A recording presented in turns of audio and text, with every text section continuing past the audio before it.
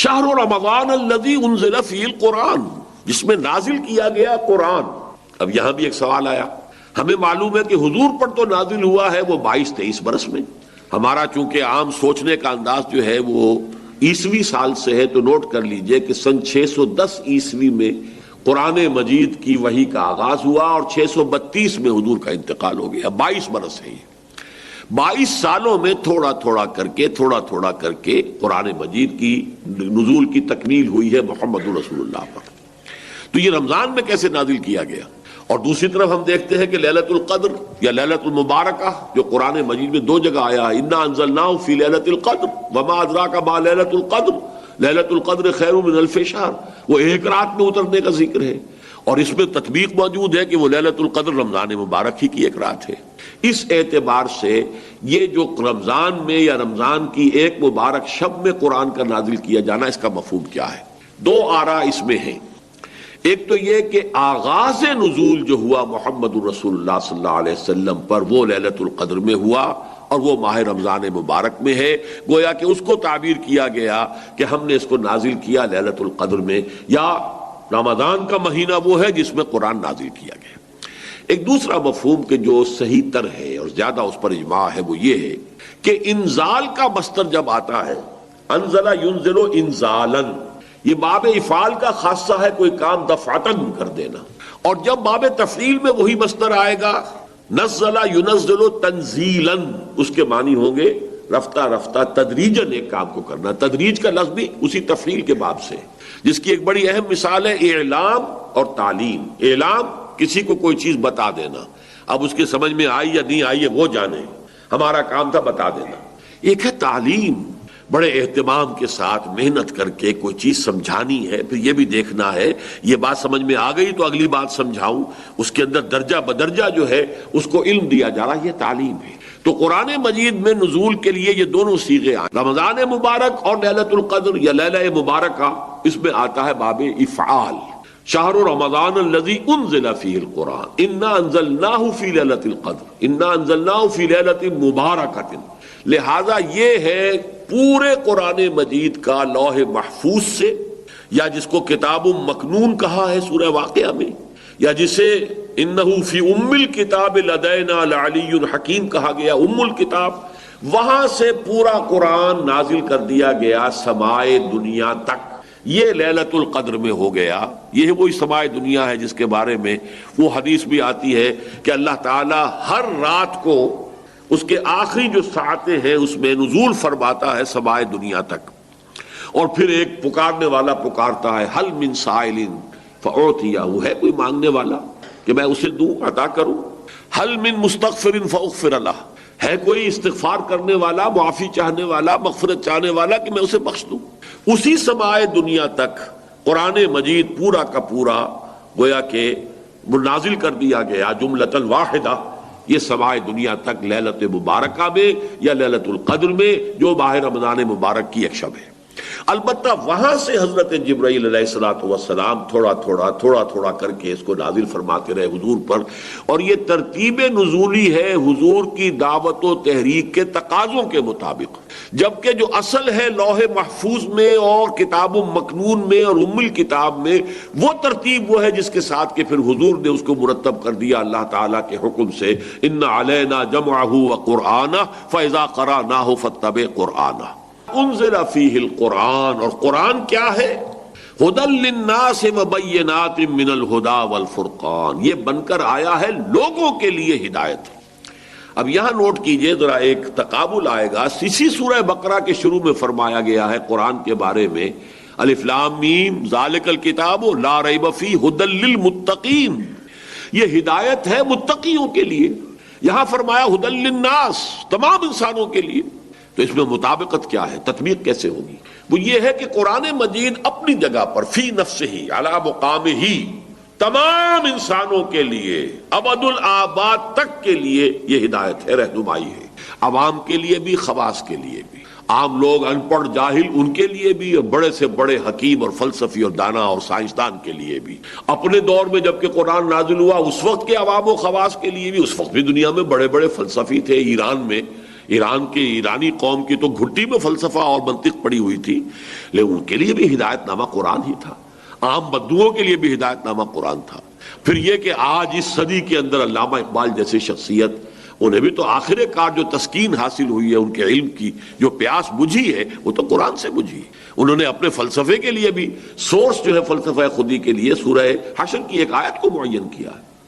تو اس حوالے سے یہ ہے تو اپنی جگہ ہدی للناس، البتہ اس سے استفادے کی شرط لازم تقویٰ ہے۔ ظاہر بات ہے کہ بھینس کے آگے بین بجائیں تو بھینس کو تو کوئی فائدہ نہیں۔ ابو جہل کو قرآن سے کوئی فائدہ نہیں ہو سکا، ابو لہب کو کوئی فائدہ نہیں ہو سکا، لیکن جس کے دل میں طلب ہوگی، جو چاہے گا کہ ہاں وہ جاننا چاہتا ہوں کہ حقائق کیا ہیں، میں جاننا چاہتا ہوں سیدھا راستہ کون سا ہے، جس کے اندر یہ پیاس ہے، وہ اس کے لیے جو ہے قرآن مجید اس کے لیے ہدایت نامہ ہے، وہ متقین جو ہے ان کے لیے ہے۔ اور اس میں دیکھیے اب ایک ربط جڑ گیا، روزے کی عبادت کی غرض معین ہوئی تھی لعلکم تتقون، اور تقوی شرط ہے قرآن سے استفادے کے لیے، لہذا رمضان مبارک کا مہینہ کہ جس میں قرآن نازل کیا گیا، اس میں روزے کی عبادت فرض کر دی گئی تاکہ یہ دونوں چیزیں جڑ جائیں، روزے کے ذریعے سے تقوی پیدا ہو، اور اس تقوی کی پونجی لے کر ایک انسان کھڑا ہو رات کو اور وہ قرآن مجید کی تلقی کی کوشش کرے۔ تلقی کے معنی کیا ہے؟ لقا، ملنا، ملاقات کرنا، اسی سے ملاقات باب مفعلہ ہے، ملاقات، اور اسے تلقی تفاعل کے وزن پر کوئی چیز حاصل کرنا۔ آپ قرآن کو حاصل کرنا چاہتے ہیں، لیکن اس کے حصول کے لیے تقوی شرط ہے۔ دن میں روزہ رکھیے، جو بھی کوئی رمق آپ کو تقوی کی میسر آئی، جو بھی کوئی آپ کو تھوڑا بہت جو ہے تقوی حاصل ہوا، اب اسے لے کر رات کو کھڑے ہو جائیے تاکہ وہ قرآن کی تلقی کر سکے، قرآن آپ پر نازل ہو سکے، بقول اقبال کہ تیرے ضمیر پہ جب تک نہ ہو نزول کتاب، گرہ گرہ کشا ہے نہ راضی نہ صاحب کشاف۔ ایک تو یہ کہ آغاز نزول جو ہوا محمد رسول اللہ صلی اللہ علیہ وسلم پر وہ لیلۃ القدر میں ہوا، اور وہ ماہ رمضان مبارک میں ہے، گویا کہ اس کو تعبیر کیا گیا کہ ہم نے اس کو نازل کیا لیلۃ القدر میں، یا رمضان کا مہینہ وہ ہے جس میں قرآن نازل کیا۔ ایک دوسرا مفہوم کہ جو صحیح تر ہے اور زیادہ اس پر اجماع ہے وہ یہ ہے کہ انزال کا مصدر جب آتا ہے، انزل ینزل انزالا، یہ باب افعال کا خاصہ ہے، کوئی کام دفعتاً بھی کر دینا، اور جب باب تفعیل میں وہی مصدر آئے گا نزل ینزل تنزیلا، اس کے معنی ہوں گے رفتہ رفتہ تدریجاً ایک کام کو کرنا۔ تدریج کا لفظ بھی اسی تفعیل کے باب سے، جس کی ایک بڑی اہم مثال ہے اعلام اور تعلیم۔ اعلام کسی کو کوئی چیز بتا دینا، اب اس کی سمجھ میں آئی یا نہیں آئی ہے وہ جانے، ہمارا کام تھا بتا دینا۔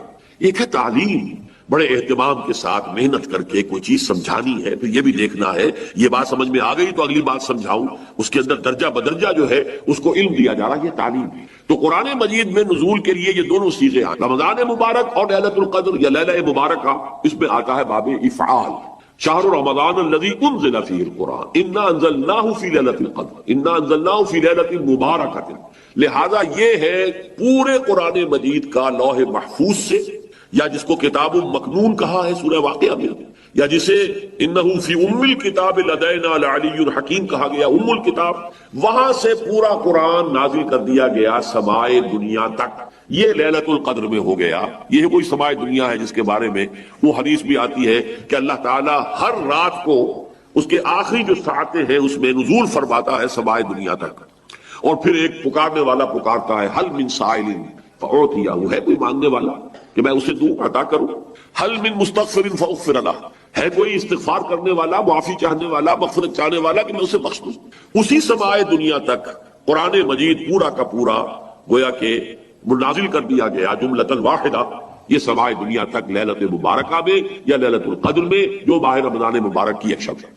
البتہ وہاں سے حضرت جبرائیل علیہ الصلوۃ والسلام تھوڑا تھوڑا کر کے اس کو نازل فرماتے رہے حضور پر، اور یہ ترتیب نزولی ہے حضور کی دعوت و تحریک کے تقاضوں کے مطابق، جبکہ جو اصل ہے لوح محفوظ میں اور کتاب مکنون میں اور ام الکتاب میں، وہ ترتیب وہ ہے جس کے ساتھ کہ پھر حضور نے اس کو مرتب کر دیا اللہ تعالیٰ کے حکم سے، ان علینا جمعہ وقرآنہ فاذا قرأناہ فاتبع قرآنہ۔ انزل فیہ القرآن، اور قرآن کیا ہے؟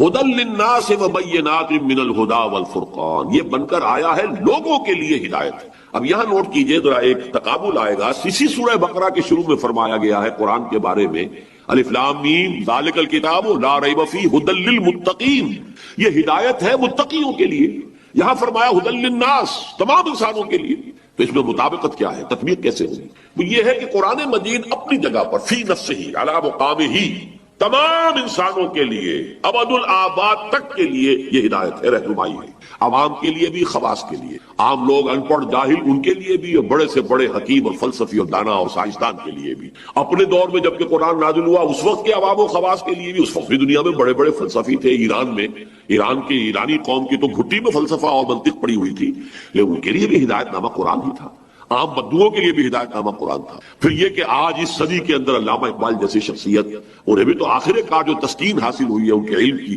جو پیاس بجھی ہے وہ تو قرآن سے بجھی۔ انہوں نے اپنے فلسفے کے لیے بھی سورس جو ہے فلسفہ خودی کے لیے سورہ حشر کی ایک آیت کو معین کیا ہے۔ تو اس حوالے سے یہ ہے تو اپنی جگہ ھدی للناس، البتہ اس سے استفادے کی شرط لازم تقویٰ ہے۔ ظاہر بات ہے کہ بھینس کے آگے بین بجائیں تو بھینس کو تو کوئی فائدہ نہیں۔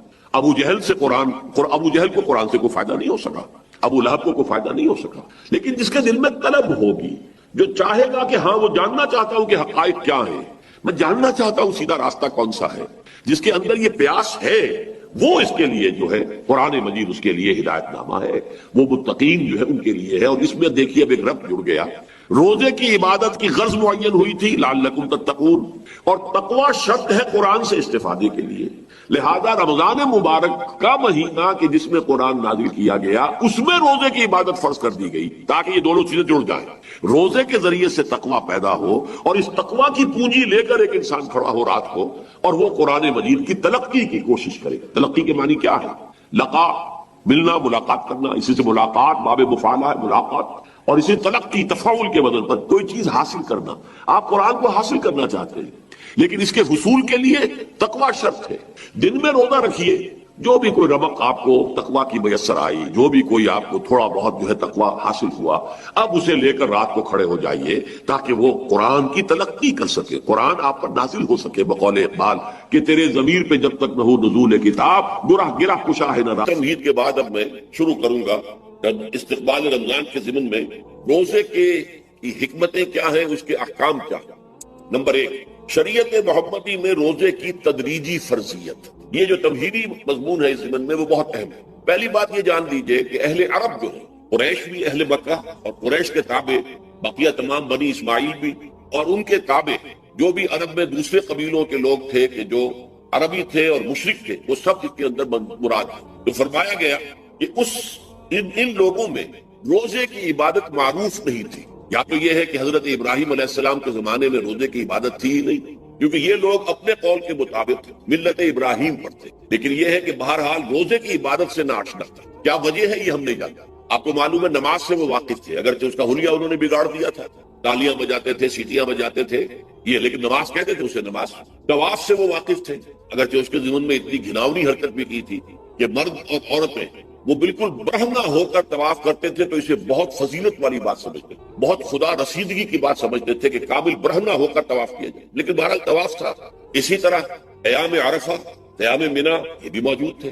تو حج کے بھی بہت سے ارکان جو ہیں وہ ان کے ہاں معروف تھے، اور ویسے خیرات و صدقات، چاہے زکوٰۃ ایک خاص نظام کے تحت نہیں تھی، لیکن زکوٰۃ و صدقات، بھوکوں کو کھانا کھلانا، یہ ان کے ہاں اعلیٰ اقدار میں یہ چیزیں شامل تھی، اخلاقیات کے اونچے مقامات۔ اس صوم کا ان کے ہاں قطعاً کوئی ذکر نہیں تھا، روزے کی عبادت جو ہے ان کے ہاں بالکل نہیں تھی۔ البتہ صوم کا لفظ موجود، یہ لفظ وہ استعمال کرتے تھے اپنے گھوڑوں کے لیے، روزہ رکھواتے تھے گھوڑوں کو۔ اس کا پس منظر یہ ہے کہ ان کے ہاں آپ کو معلوم ہے کہ لڑائی، دنگا فساد، جنگ، اور یہ کہ غارت گری کرنا، لوٹ مار کرنا، یہ تمام ان عرب قبائل کا پیشہ تھا، اصل پیشہ یہی تھی۔ اس میں ان کے پاس دو جانور تھے، ایک تو اونٹ جو ہے وہ ان کی جو آب و ہوا ہے اور ان کے جو حالات ہیں اس کے ساتھ پوری مطابقت رکھتا ہے، یعنی اسے کئی دن کھانے کو نہ ملے اسے پرواہ نہیں، ہفتہ بھر پانی نہ ملے اسے کوئی پرواہ نہیں۔ اس اعتبار سے دھوپ کی کتنی ہی جو ہے تپش، اونٹ کو کچھ نہیں کہیں گے، لیکن یہ کہ وہ سست رفتار جانور، لڑائی کے لیے، جنگ کے لیے، خاص طور پر غارت گری جہاں کرنی ہو، جہاں جا کر گویا کہ ڈاکہ مارنا، پھر دوڑنا ہے، بھاگنا ہے، واپس جانا ہے، تو انہیں گھوڑے کی ضرورت ہوتی تھی جو سریع الرفتار ہے، لیکن گھوڑے میں یہ اوصاف نہیں تھے۔ وہ بھوک کو برداشت نہیں کر سکتا، مزمحل ہو جائے گا، وہ پیاس کو برداشت نہیں کر سکتا، مزمحل ہو جائے گا، وہ دھوپ کو برداشت نہیں کر سکتا، مزمحل ہو جائے گا، اور اگر یہ گھوڑا مزمحل ہو جائے تو سوار کا کیا حشر ہوگا، وہ آپ اس سے اندازہ کر لیجئے کہ اصل میں تو پھر ہلاکت سوار کی ہوگی۔ اس لیے وہ اسے تیار کرتے تھے جنگ کی صعوبتوں کو برداشت کرنے کے لیے۔ اس کا دانا پانی بند کر دیا، اور اس کا منہ جو ہے وہ عرب بدو جو ہوتا تھا خود تو اپنا چہرہ اور سر لپیٹ لیتا تھا کپڑے کے اندر جب وہ چلتی تھی. ان کے ہاں باد سموم تیز آگ جیسی ہوا جو ہے جس کے اندر ریت کے ذرات بھی ایسے ہوتے تھے گویا کہ کسی بھاڑ کی جو ہے اس کے اندر کی ریت جو ہے وہ چلی آ رہی ہے. تو گھوڑے کا رخ ادھر کر کے کھڑے کر دیتے تھے, خود اپنے منہ پر ڈاٹا باٹا باندھا ہوا اپنی حفاظت کے لیے, تاکہ اس کے اندر دھوپ کی سختی برداشت کرنے کی عادت ہے, پیاس کی برداشت کرنے کی عادت ہے, بھوک کو برداشت کرنے کی. اس کو کہتے تھے صوم. صوم کے لفظی معنی رک جانا. اب یہ کھانے پینے سے رکا ہوا ہے اور یہ دھوپ کی سختیاں برداشت کرنے کے لیے دھوپ کے اندر اور وہ جو آتی تھی وہاں پہ باد سموم اس کے اندر بھی اس کا سامنا کرنے کے لیے تیار. تو یہ پس منظر ہے روزے کا لغوی اعتبار سے, اور یہ کہ اہل عرب جو ہے پرانے وہ اس عبادت سے ناواقف, لہٰذا ہمیں پورے مکی قرآن میں اس کا کہیں ذکر نہیں ملا. البتہ مدینے میں جب حضور تشریف لائے اور صحابہ کرام ہجرت کے بعد, تو یہاں آپ نے دیکھا کہ یہودی جو ہے وہ روزہ رکھتے ہیں یوم عاشورہ کا 10 محرم. تو حضور نے دریافت کیا کہ یہ تم 10 محرم کو روزہ کیوں رکھتے ہو؟ تو انہوں نے کہا کہ یہ دن ہماری نجات کا دن ہے. 10 محرم کو اللہ تعالیٰ نے فرعون کو غرق کیا تھا اور ہمیں نجات دی تھی اس کے ظلم و ستم سے, تو شکرانے کے طور پر ہم روزہ رکھتے. تو حضور نے فرمایا کہ موسیٰ کے تو پھر ہم تم سے زیادہ حقدار ہیں. موسیٰ کو مانتے ہیں علیہ الصلوۃ والسلام, ان کی عزت کرتے ہیں, قدر کرتے ہیں, تو ہم بھی روزہ رکھیں گے. تو آپ نے صحابہ کو حکم دیا کہ عاشورہ کا روزہ رکھیں. پھر کچھ عرصے کے بعد اللہ تعالیٰ کی طرف سے حکم آ گیا, اور یہ حکم جو ہے اس رکوع کی پہلی آیت کے اندر, یا ایھا الذین آمنوا کتب علیکم الصیام کما کتب علی الذین من قبلکم لعلکم تتقون. لیکن جیسا کہ میں بعد میں بتاؤں گا, یہ حکم صوم رمضان کا نہیں ہے, بلکہ یہ کہ اللہ کے حکم سے پہلے 3 دن کے روزے فرض کیے گئے. ہر مہینے کی 13ویں 14ویں اور 15ویں تاریخ کو روزہ رکھا. اس میں بڑی حکمت تھی, کیونکہ یہ عرب عادی نہیں تھے روزے کے, انہیں تدریجاً خو کر کرنا تھا. ظاہر بات ہے کہ 30 دن جو ہے وہ تو ایک بڑی مدت ہے. ظاہر بات ہے کہ مئی کا مہینہ بھی آ جائے گا, اس میں جون بھی آئے گا, جولائی بھی آئے گا, قیامت خیز مہینے آ جائیں گے, تو بڑی ہمت جواب دے جائے گی. تو پہلے روزہ ہر مہینے 3 روزے رکھنے کی ان کو مشق کرائی جائے تاکہ یہ عادی ہو. یہ 3 روزے اگر مئی میں بھی آ گئے, جون میں بھی آ گئے, تب بھی ٹھیک ہے, اس کو انسان 3 دن کی مشقت برداشت کر سکتا. تو پہلے یہ کیا گیا, لیکن اس کے ضمن میں یہ حکم دے دیا گیا, اس کو کہتے ہیں وجوب علی التخییر. یہ اختیار دے دیا گیا کہ یہ 3 روزے تم پر واجب کیے جا رہے ہیں, لیکن یہ کہ اگر تم یہ روزے نہ رکھو تو تم فدیہ دے سکتے ہو, 1 مسکین کو کھانا کھلانا صبح و شام. یہ ہے وجوب علی التخییر. دوسری رعایت یہ دی گئی کہ اگر کوئی شخص ان 3 تاریخوں میں بیمار ہو یا سفر پر ہو تو وہ تعداد دوسرے دنوں میں پوری کرے. یہ ہے گویا کہ سب سے پہلا حکم جو دیا گیا ہے. اور اس کے ضمن میں اب میں چاہتا ہوں کہ آیت نمبر 2 آپ اچھی طرح پڑھ لیں, اپنا سامنے رکھیے اور اس کے حوالے سے یہ بات سمجھیں. ایام معدودات, یہ دن ہے چند گنتی کے. مجھے حیرت ہوتی ہے کہ جدید جو مفسرین ہیں جنہوں نے اردو میں ترجمے کیے ہیں, تفسیریں کی ہیں, ان سب کی نگاہوں سے یہ بات اوجھل رہی کہ یہ در حقیقت رمضان کے روزے کا ذکر نہیں ہے, بلکہ اس ابتدائی حکم سے متعلق ہے کہ جو ہر مہینے میں 3 دن کے روزے رکھنے کا حضور نے دیا تھا. لیکن یہ کہ میرا اپنا ذاتی واقعہ یہ ہے زندگی کا, اور یہ اہم واقعات میں سے ہے. میں جب میڈیکل کالج میں پڑھتا تھا, سمجھیے 19-20 سال کی میری عمر, اس وقت بھی مجھے یہ احساس ہوا تھا کہ یہ جو 2 آیات آئی ہیں یہاں ایک دوسرے کے تقابل میں, یہ بیک وقت نازل نہیں ہو سکتی, ان میں وقفہ. اور یقیناً پہلا حکم کسی اور پس منظر میں ہے, دوسرا حکم جو بعد میں ہم دیکھیں گے وہ کسی اور پس منظر میں. تو میری رائے یہ تھی, اور میں اس پر قائم بھی تھا, بیان بھی کرتا تھا, لیکن ڈرتا تھا, اس لیے کہ اس وقت تک جتنی تفسیریں میں نے دیکھی تھی, ترجمے دیکھے تھے, ان میں سے کسی نے یہ بات کہی نہیں تھی. تو ایک آدمی اپنی رائے کے اوپر اتنی بڑی بات کہہ دے تو میں ڈرتا رہتا تھا, لیکن کہتا تھا کہ میری رائے یہی ہے. پھر اتفاق سے جماعت اسلامی ہند کا ترجمان ہوتا تھا ماہنامہ زندگی, عروج احمد قادری صاحب اس کے مدیر تھے. وہ جو ایک پرچہ آیا اس میں انہوں نے تنقید کی تھی مولانا سید انور شاہ بخاری رحمۃ اللہ علیہ پر, کہ ان کشمیری رحمۃ اللہ علیہ سے ان کے اوپر یہ تنقید کی تھی کہ انہوں نے یہ عجیب بات کہہ دی ہے کہ یہ جو حکم ہے یہ رمضان کا نہیں ہے, بلکہ رمضان سے پہلے جو حضور نے حکم دیا تھا 3 دن کے روزے رکھنے اس سے متعلق.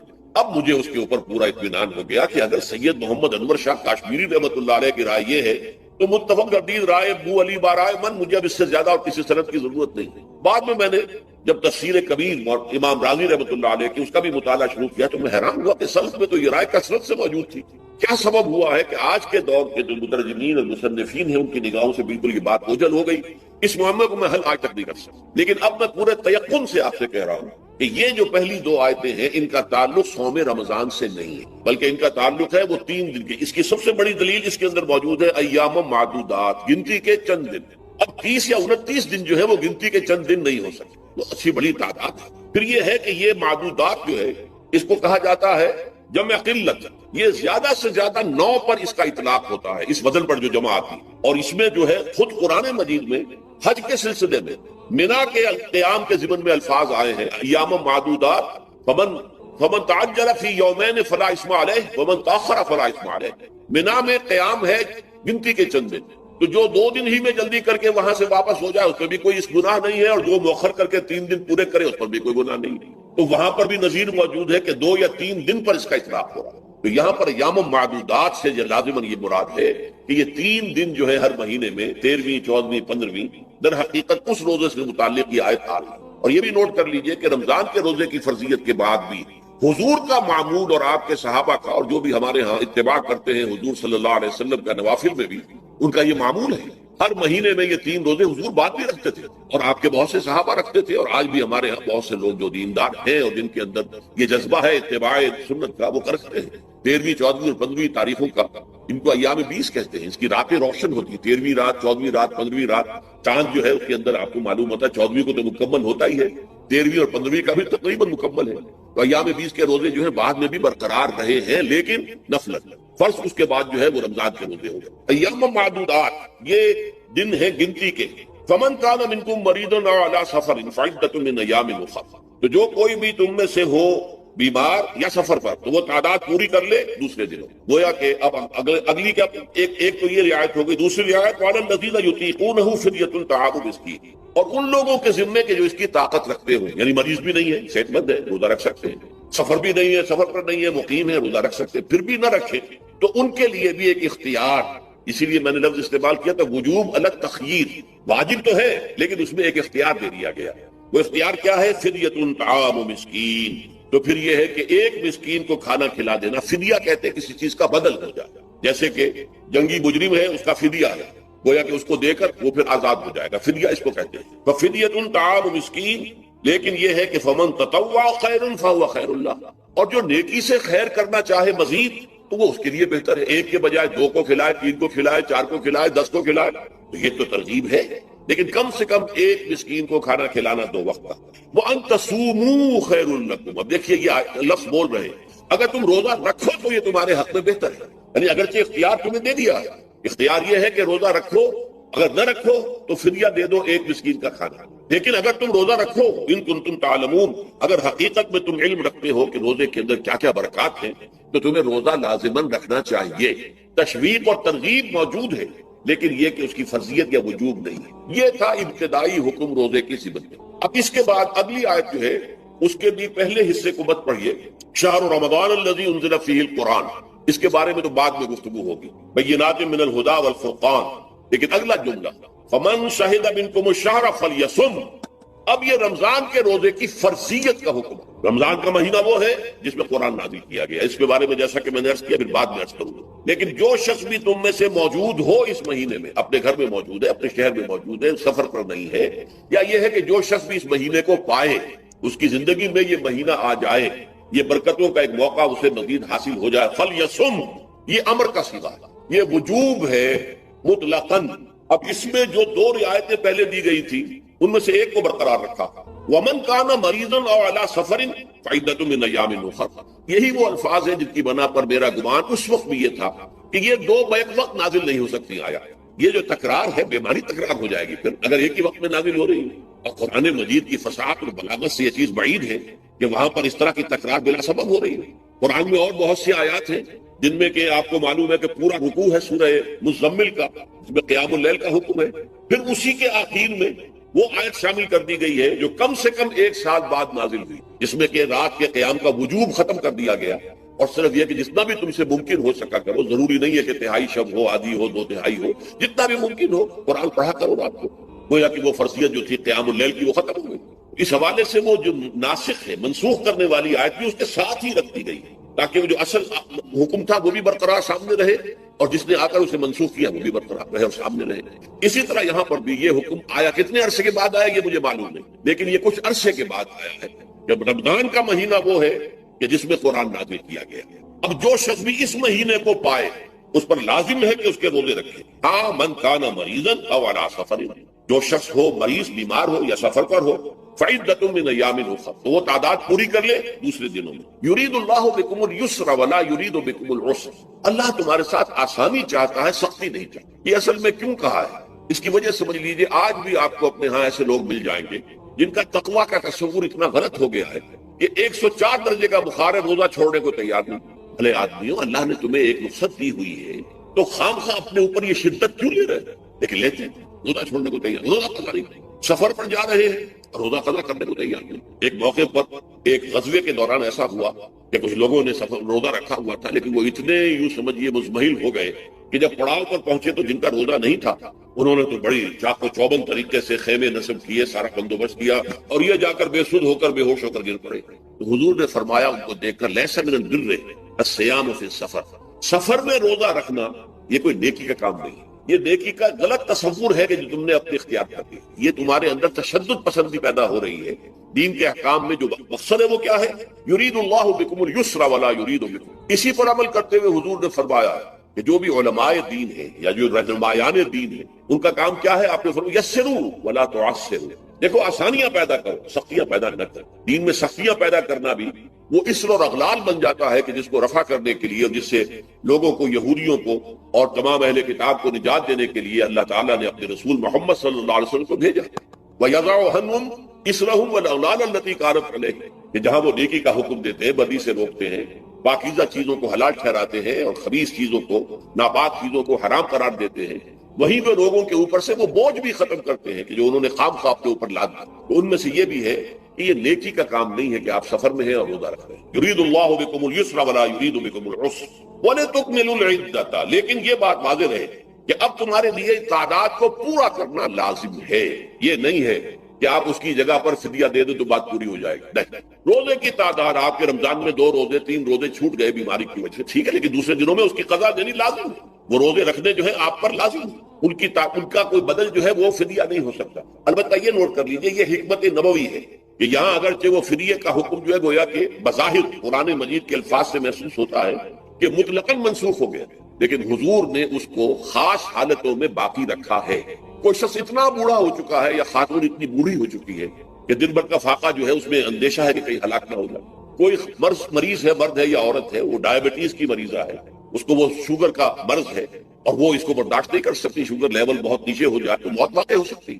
کوئی ایسا مریض ہے جس کو مرض سے شفا پانے کی اب کوئی امید ہے ہی نہیں کہ میں مرض سے شفا پا جاؤں گا یا پا جاؤں گی تو اس کے بعد میں روزہ مکمل کر دوں گی، نہیں، ایسے لوگوں کے لیے حضور نے اس رعایت کو برقرار رکھا کہ ایسے لوگ اگر ایک مسکین کو کھانا کھلا دیں تو یہ فدیہ بن جائے۔ لیکن جو بھی شخص صحت مند ہو اور صحت کی توقع رکھتا ہو اور جو شخص بھی طاقت رکھتا ہو روزے کا قضا کر دینے کا، اس کے لیے لازم ہے کہ روزوں کی قضا، وَلِتُكْمِلُوا الْعِدَّةَ وَلِتُكَبِّرُوا اللَّهَ عَلَى مَا هَدَاكُمْ، اور تاکہ تم اللہ کی کبریائی کا اعلان کرو اس چیز پر کہ جو اس نے تمہیں ہدایت عطا فرمائی۔ اب اس کا ایک تو ظاہر ہے کہ جب روزے ختم ہوتے ہیں عید الفطر میں تکبیر، اضافی تکبیرات کے ساتھ 2 رکعتیں ہیں جو ہم ادا کرتے ہیں۔ احناف کے نزدیک 6 اضافی تکبیرات ہیں اور اہل حدیث کے نزدیک 12، لیکن تکبیرات ہیں اضافی۔ اور یہ کہ جاتے ہوئے اور آتے ہوئے عید کے لیے آپ جا رہے ہیں تو تکبیرات پڑھتے ہوئے جائیے، واپس آ رہے ہیں تکبیر پڑھتے ہوئے آئیے، اور یہ بھی کہ جاتے ہوئے راستہ کوئی اور، آتے ہوئے راستہ کوئی اور اختیار کیجئے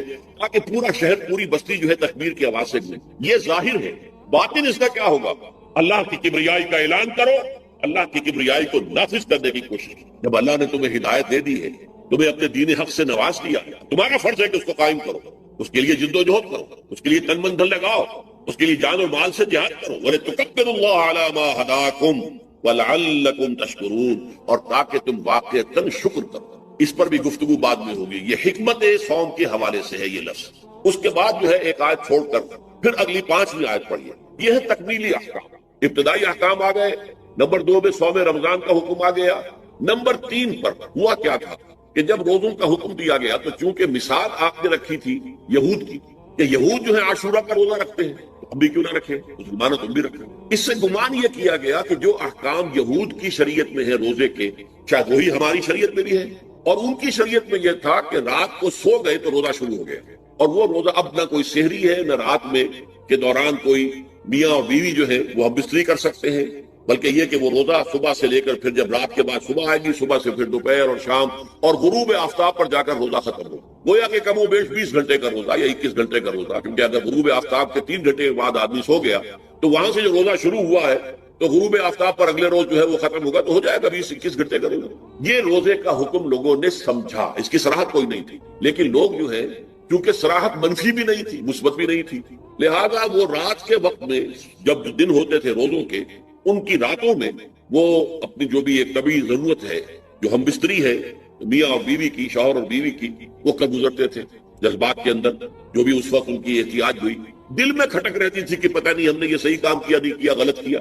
اس سے یہ کہ ظاہر بات ہے کہ پھر قرآن مجید اسے قرار دے رہا ہے اپنے آپ سے خیانت کرنا. جب انسان اپنے ضمیر کے خلاف کوئی بات کر رہا ہو تو چاہے وہ بات صحیح ہے لیکن وہ اسے گناہ سمجھ کے کر رہا ہے تو اس نے تو گناہ کیا، وہ اپنے آپ سے تو خیانت کر رہا ہے. ایک شخص ہے وہ بکری کا گوشت کھا رہا ہے لیکن سمجھتا یہ کہ یہ سور کا گوشت ہے، تو اس نے تو سور ہی کا کھایا نا، اس نے بکری کا تو نہیں کھایا، لیکن اس نے سمجھا یہ کہ یہ سور کا گوشت اور کھا رہا ہے. اس حوالے سے ایک دغدغہ سا دل میں رہتا تھا، پریشانی تھی. تو اب جو یہ 5ویں آیت ہے، طویل ترین آیت ہے اس سلسلے کی، اس میں روزے کے تکمیلی احکام آ گئے جو ابدی ہیں، آج تک قائم ہیں اور قیامت تک قائم رہیں گے. فرمایا احل لکم لیلۃ الصیام الرفث الی نسائکم، اے مسلمانوں روزے کی راتوں میں تمہارے لیے حلال کر دیا گیا ہے اپنی بیویوں سے اپنی خواہش کا پورا کرنا. رفث الی نسائکم ہن لباس لکم وانتم لباس لہن، وہ تمہارے لیے بمنزلہ لباس ہے. جیسے لباس کے اور انسان کے بدن کے درمیان کوئی حجاب نہیں ہوتا، ایسے ہی شوہر اور بیوی کے درمیان بھی کوئی حجاب نہیں رہتا. ہن لباس لکم وانتم لباس لہن. اور ویسے بھی ایک معنی میں کہ جیسے لباس آپ کو گرمی کی شدت سے بچاتا ہے، ورنہ ہو سکتا ہے کہ تیز دھوپ جو ہے جو عرب میں ہوتی تھی وہ تو آپ کی کھالوں کو جلا دے، تو یہ حفاظت کا ایک ذریعہ تھا. اسی طریقے سے شوہر کے لیے بیوی اپنی عفت و عصمت کو برقرار رکھنے کے لیے ایک ذریعہ کہ کہیں حرام میں منہ نہ مارے، بیوی موجود ہے حلال ذریعے سے اپنی خواہش پوری کرے. اور بیوی کے لیے شوہر اسی طریقے سے ایک ڈھال بن جاتا ہے کہ اسے خام خواہ ادھر ادھر دیکھنے کا کوئی خیال بھی کبھی نہ آئے، اس کی جو بھی نفسانی خواہش ہے اس کے شوہر پورا کر رہا ہے. تو اس اعتبار سے بھی ہن لباس لکم وانتم لباس لہن. علم اللہ انکم کنتم تختانون انفسکم، اللہ کے علم میں ہے کہ تم اپنے آپ سے خیانت کر رہے تھے. اس کی وضاحت تو پہلے کر چکے کہ دل میں یہ دغدغہ تھا کہ یہ حرام کام کر رہے ہیں، یہ گویا کہ اپنے آپ سے خیانت، اللہ سے بغاوت نہیں تھی. کیوں کہ اللہ تعالیٰ کی طرف سے تو حکم تمہیں معلوم تھا ہی نہیں ابھی آیا اس کی اجازت ہے یا نہیں ہے، لیکن اپنے آپ سے تو خیانت کر رہے ہو. تم یہ سمجھ رہے تھے کہ یہ نہیں ہونا چاہیے، یہ گویا کہ ممنوع ہے اور کر رہے تھے، تو اس کو کہا کہ تم اپنے آپ سے خیانت کر رہے تھے. علم اللہ انکم کنتم تختانون انفسکم فتاب علیکم، تو اللہ نے تم پر اپنی رحمت اور مغفرت کے ساتھ توجہ فرمائی، یعنی جو کچھ اب تک ہو چکا ہے اسے اللہ نے معاف کر دیا، اسے صاف کر دیا، کلین سلیٹ. اب تمہارا جو اعمال نامہ ہے اس میں اس طرح کا اگر کوئی عمل درج ہو گیا ہے تو وہ اللہ نے صاف کر دیا. وعفا عنکم، اور تمہیں معاف بھی کر دیا. فالآن باشروہن، تو اب تم ان کے ساتھ جو بھی تعلق زن و شو ہے اس کو اختیار کر سکتے ہو.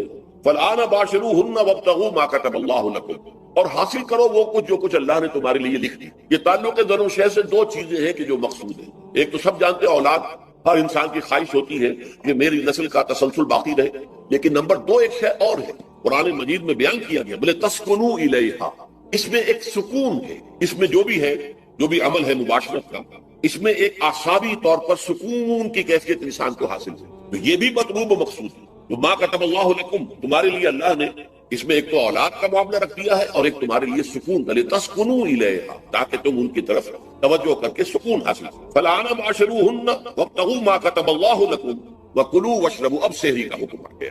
وَكُلُوا وَاشْرَبُوا حَتَّى يَتَبَيَّنَ لَكُمُ الْخَيْطُ الْأَبْيَضُ مِنَ الْخَيْطِ الْأَسْوَدِ مِنَ الْفَجْرِ، اور کھاتے رہو اور پیتے رہو یہاں تک کہ تمہارے لیے فجر کے وقت کے اعتبار سے سفید ڈوری سیاہ ڈوری سے بالکل علیحدہ ہو جائے. اصل میں اس کو بعض صحابہ نے تو سمجھا کہ یہ لغوی معنی اس کے لیے لیے کہ آپ اپنے تکیے میں ایک سفید دھاگا رکھ لیا ایک کالا رکھ لیا اور دیکھتے رہتے تھے. جب یہ سفید اور کالا علیحدہ علیحدہ نظر آنے لگے تو پھر روزے کا رکھنے کا وقت شروع ہو چکا اور اب کھانا پینا بند کر دیا. فرمایا کہ یہ مراد نہیں ہے. یہ جب پاؤں پھٹتی ہے اس کے اندر ایک سفید سی لکیر جو ہے افق کے اوپر آتی ہے، یہ ہے مراد کہ وہ جو سفید لکیر ہے وہ ظاہر ہو جائے اور وہ رات کے اختتام کا گویا کہ ایک اعلان اور علم بن جائے. تو وَكُلُوا وَاشْرَبُوا، اب اس کی جو ہے بڑی تاکید کی گئی ہے. تَسَحَّرُوا فَإِنَّ فِي السَّحُورِ بَرَكَةً، سحری ضرور کیا گیا اور یہ در حقیقت برکت کا ذریعہ. یہ بھی آپ نے فرمایا ہمارے اور یہود کے روزے کے مابین جو فرق ہے وہ سحری ہے.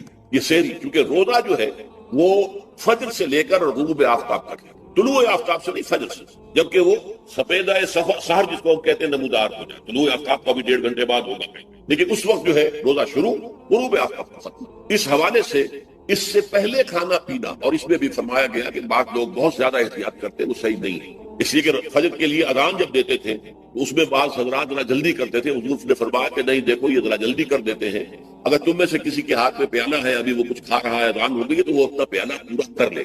اس میں بھی تشدد کی ضرورت ہے, جیسے کہ اس سے پہلے ہم پڑھ چکے یسروا ولا تعسروا یرید اللہ بکم اليسر ولا یرید بکم العسر. اللہ تمہارے ساتھ آسانی چاہتا ہے, سختی نہیں چاہتا. تو اسی طرح فرمایا وَكُلُوا وَاشْرَبُوا حَتَّى يَتَبَيَّنَ لَكُمُ الْخَيْطُ الْأَبْيَضُ مِنَ الْخَيْطِ الْأَسْوَدِ مِنَ الْفَجْرِ ثُمَّ أَتِمُّوا الصِّيَامَ إِلَى اللَّيْلِ. پھر اب روزے کو پورا کرو رات تک. إِلَى اللَّيْلِ میں پھر بڑی بحثیں ہوئی ہیں.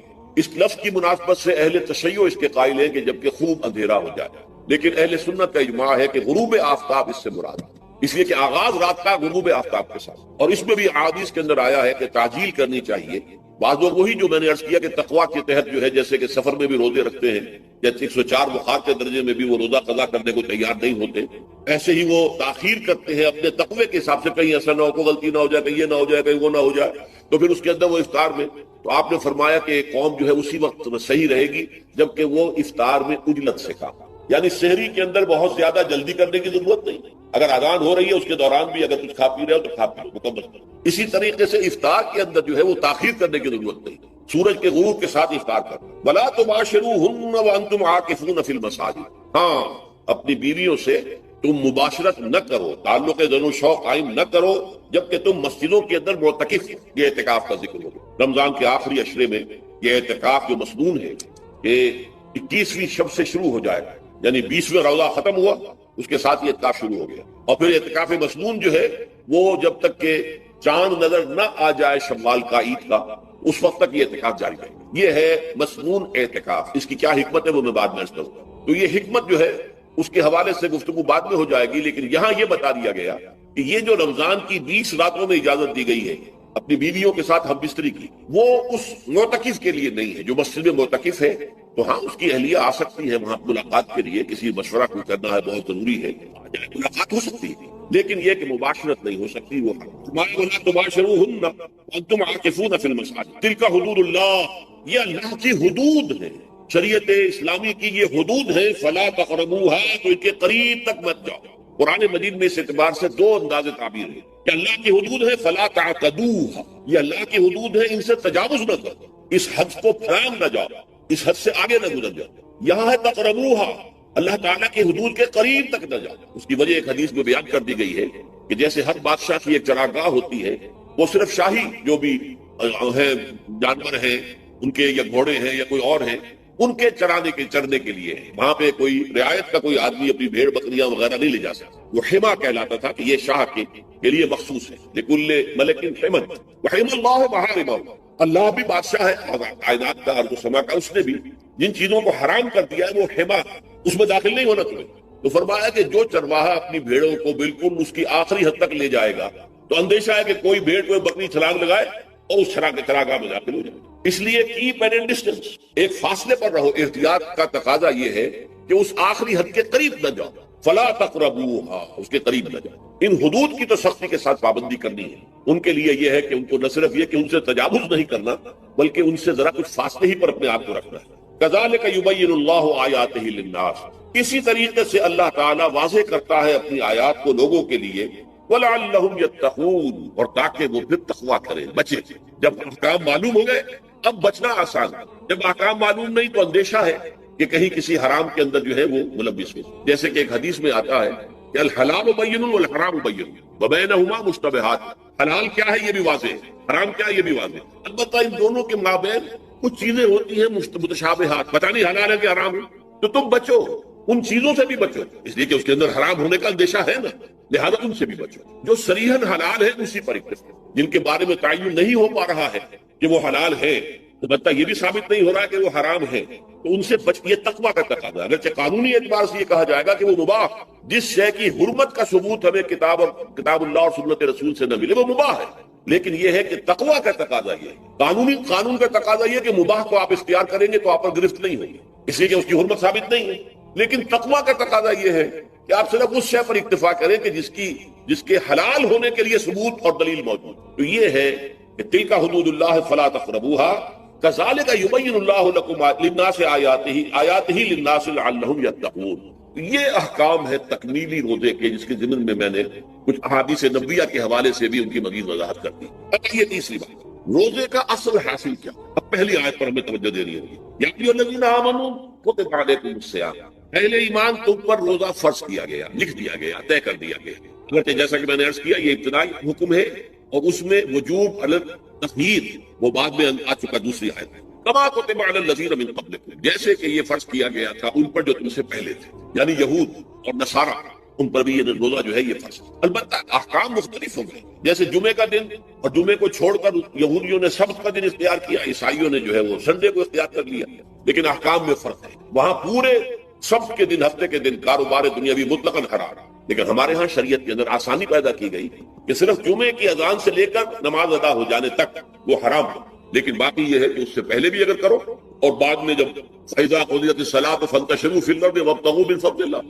جب نماز ادا ہو چکے تو جاؤ منتشر ہو سکتے ہو زمین میں اور اللہ تعالیٰ کے فضل کو تلاش کر سکتے ہو۔ تو اسی طریقے سے اگرچہ حکم روزہ جو ہے وہ تو سابقہ امتوں میں بھی تھا، لیکن یہ اس کے احکام جو ہے ان کے اندر تغیر و تبدل ہے۔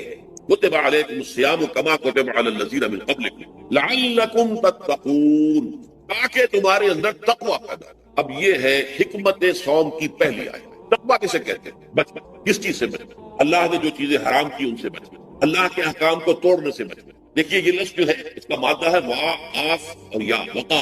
وقا یقین کے معنی ہے کسی کو بچانا۔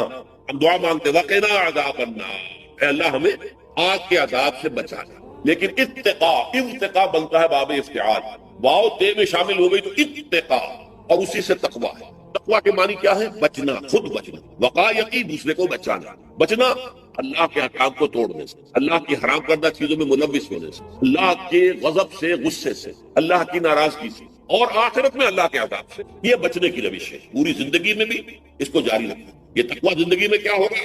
اللہ کے احکام کو توڑنے سے بچنا، اللہ کی حرام کردہ چیزوں میں ملوث ہو جانا، ان کا استعمال کھانے پینے سے متعلق ہو یا وہ شہوت سے متعلق ہو یا کسی اور چیز سے متعلق ہو، اس سے بچنا۔ اور یہ بچنا جو ہے آخرت میں نتیجہ خیز ہوگا، جہنم سے بچاؤ ہو جائے گا، آگ کے عذاب سے نجات ملے۔ اچھا روزے کا اس سے تعلق کیا ہے یہ سمجھ میں دیکھیے، ہمارے گناہوں کا سب سے بڑا سبب ہمارے نفسانی تقاضے ہیں۔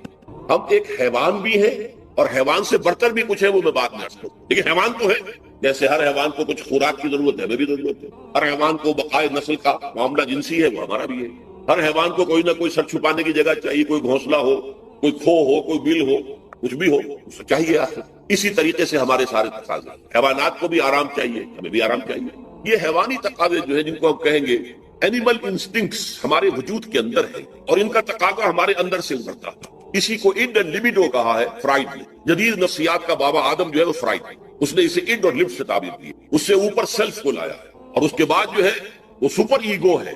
تو یہ تین درجے اس نے متعین کیے ہیں، اور میں اس کی دقت نظر، ایکیوٹی آف آبزرویشن کا بہت قائل ہوں۔ بچے نظریات کا جو نتیجہ اس نے نکالا ہے وہ غلط ہے، لیکن ایکویٹی آف آبزرویشن کا قائل ہوں کہ اس نے انسانی شخصیت کے تین لیولز کو آئیڈینٹیفائی کی۔ یہی تین لیولز ہمارے ہاں، نفس، قلب، روح، یہ تین لیولز۔ اس نے کہا اڈ اینڈ لیبیڈو یہ لوسٹ ہے، پھر ایگو، سیلف، پھر سپر ایگو، تین لیول وہ بھی مانتا، اگرچہ ان کی تعبیر اس نے غلط کی ہے، لیکن جہاں تک اڈ اور لیبیڈو کی تعبیر ہے وہ صحیح ہے، وہ حیوانی تقاضا۔ اچھا ان حیوانی تقاضوں کے بارے میں یہ بات بالکل واضح رہنی چاہیے کہ یہ اندھے بہرے ہیں، انہیں صرف اپنی گریٹیفیکیشن، اپنے تسکین سے جو ہے ساری بحث ہے، اس سے کوئی غرض نہیں کہ حلال ذریعے سے ہو حرام ذریعے سے ہو۔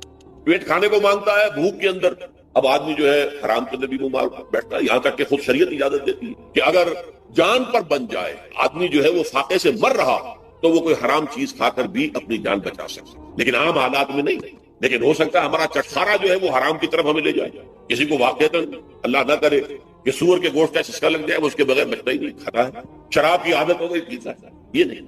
تو ہمارا پیٹ مانگتا ہے اور اسے اس سے غرض نہیں کہ حلال سے کھایا ہے یا حرام سے کھایا ہے۔ ہماری شہوت اپنی تسکین چاہتی ہے، اسے اس سے غرض نہیں کہ حلال سے یا حرام سے، جائز سے یا ناجائز سے۔ اسی طریقے سے ہمارے تمام تقاضے جو حیوانی ہیں، ایک تو یہ کہ بہت زوردار ہے، اور چونکہ وہ اندھے بہرے ہیں لہذا جو قرآن میں کہا گیا ان النفس لامارۃ بالسوء، یہ نفس تو بدی کا حکم دیتا ہی ہے، یہ گویا کہ اس کے اندر رجحان جو ہے انہیرنٹ ہے کہ وہ بدی کی طرف انسان کو ترغیب دلا جائے، چاہے وہ اپنی ضروریات سے متعلق ہو، چاہے چٹخاروں سے متعلق ہو، چاہے جو بھی لذت اسے درکار ہے اس سے متعلق ہو، چاہے وہ جنسی لذت ہے اور چاہے وہ طعام کی، یعنی جسے ہم کہتے ہیں کہ انسان جو ہے وہ اپنے پیٹ اور فرج کا غلام بن کر رہ جائے، اس لیے کہ جو تقاضا بھی آیا ہے اس کو وہ پورا کرنا۔ یہ جو کیفیت انسان کی ہے، اس کے لیے ایک مشق جو ہے وہ روزہ فراہم کرتا ہے۔ روزے کے آپ نے 12، 13، 14 گھنٹے کا بھی روزہ ہوتا ہے، بعض جگہوں پر 16، 17 گھنٹے کا روزہ ہوتا ہے۔ اس عرصے میں آپ اپنے نفس کو حلال چیزوں سے بھی روکے رکھتے ہیں۔ اس منہ گھوڑے کو، منہ زور گھوڑے کو جو ہے آپ اس کی لگام کس کر رکھتے ہیں کہ حلال بھی نہیں کھانے دے رہے، بھوک لگی ہو یا کھانا بہترین موجود ہے، نہیں کھا سکتے، اللہ کا حکم نہیں، اللہ کی اجازت نہیں۔ شدید پیاس ہے، بہترین مشروبات فریج میں رکھی ہوئی ہے، نہیں کھا سکتے، نہیں پی سکتے، جائز نہیں ہے، حالانکہ حلال ہے، حرام نہیں ہے۔ بیوی موجود ہے، یا جیسے کہ لونڈیوں کا معاملہ ہوتا تھا، لونڈی موجود ہے، لیکن نہیں، آپ اپنی شہوت جو ہے وہ اس سے پوری نہیں کر سکتے۔ یہ پابندیاں نفس کے اوپر لگانا، یہ ایک مشق، یہ ایک ریاضت ہے۔ اس ریاضت کا حاصل یہ ہونا چاہیے کہ انسان بقیہ 11 مہینوں میں اپنے آپ کو حرام سے تو بچائے نا۔ یہاں وہ حلال سے رکا ہوا ہے اللہ کے حکم سے، کہ حلال چیز بھی نہیں کھا رہا، دن بھر نہیں پی رہا، دن بھر نہیں اپنی کوئی شہوت پوری کر رہا، دن بھر حلال ذرائع سے بھی، تو اس سے اس کے اندر یہ ایک، اس کو ہم کہیں گے سیلف کنٹرول پیدا ہو جائے، اپنے نفس کو قابو میں کر لے۔ یہ گویا کہ اس کا سب سے پہلا، اس روزے کی ریاضت، روزے کی مشق کے حوالے سے یہ اس کی حکمت ہوئی کہ اس سے کے ذریعے سے انسان میں سیلف کنٹرول پیدا ہو جائے، ضبط نفس۔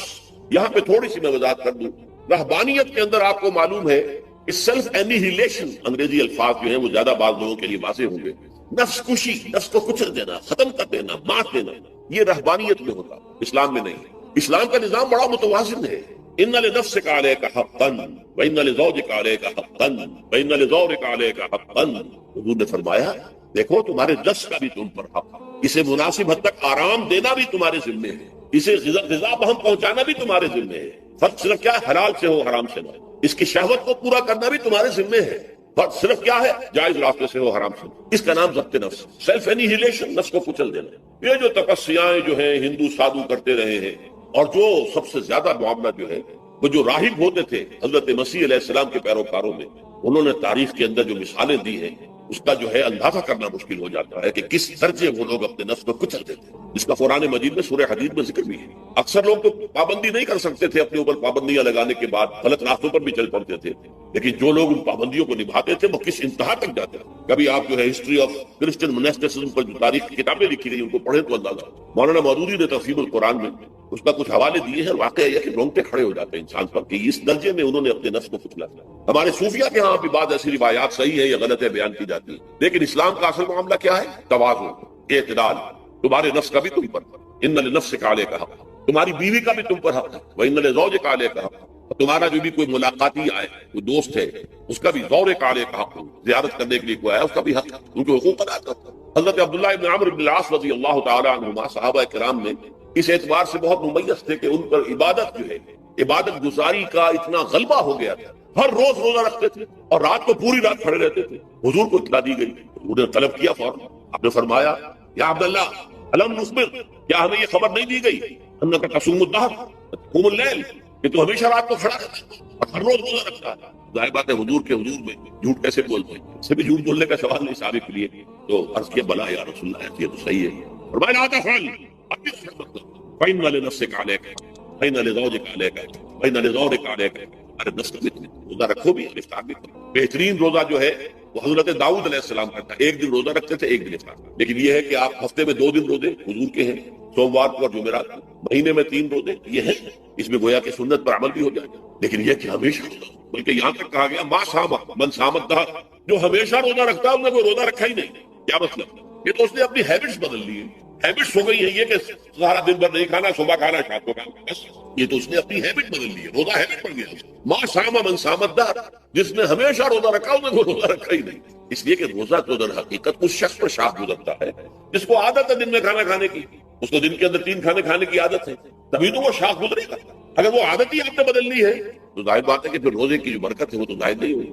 تو بہرحال اس اعتبار سے غور کیجئے کہ یہ پہلا حکم جو ہے روزے کا، لعلکم تتقون، تاکہ تمہارے اندر تقوی پیدا ہو جائے، اپنے نفس پر کنٹرول پیدا ہو۔ اس کو یوں سمجھیے کہ یہ ایک بڑا منہ زور گھوڑا ہے، ہمارا جو نفس ہے، ہمارا جو جسم ہے، حیوانی نظام، اس پر ہماری خودی یا ہماری انا یا ہماری ایگو یا ہمارا سیلف، یہ اس پر حکمران ہے، اس کا گھوڑے کا سوار ہے۔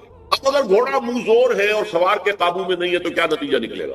اب وہ گھوڑے کے اختیار میں ہے سوار صاحب کی جان جو ہے، وہ جا کر پٹک دے کہیں، کسی کھائی میں گرائے، کسی اور جگہ گرائے، وہ تو گویا کہ اس کے رحم و کرم پر۔ ہاں اگر سوار تکڑا ہے اور سوار نے جو ہے گھوڑے کو قابو میں کیا ہوا، اس کی رانوں میں بھی جان ہے، دبایا ہوا گھوڑے کو اپنی رانوں کے درمیان، تو ظاہر بات ہے کہ اب یہ گھوڑا جو ہے بہت بڑی ایسٹ ہے اس کے۔ اب گھوڑا ادھر جائے گا جدھر سوار نہیں جانا چاہے گا، سوار اپنے مقصد اپنی منزل تک پہنچے گا گھوڑے کے ذریعے سے، اور اگر برعکس ہے جیسا کہ میں عرض کر چکا ہوں تو وہ سوار جو ہے وہ گھوڑے کے رحم و کرم کرے گا۔ یہی معاملہ ہے۔ ہماری خودی یا ہماری انا یا ہمارا ایگو، یہ در حقیقت یہ راکب ہے، اور ہمارا وجود حیوانی یہ مرکب ہے، یہ گھوڑا۔ اگر ہم قابو یافتہ ہوں اپنے اس گھوڑے کے اوپر تو یہی جسم ہمارے لیے ایک بہت بڑا ایسٹ ہے۔ ہاتھوں سے نیکی کمائیں گے، پاؤں سے نیکی کمائیں گے، آنکھوں سے نیکی کمائیں گے، کانوں سے نیکی کمائیں گے، یہ ساری نیکیاں کمانے کا ذریعہ ہے۔ تلاوت قرآن سن رہے ہیں تو کانوں کی نیکی ہو رہی ہے، قرآن دیکھ کر پڑھ رہے ہیں تو آنکھوں کی نیکی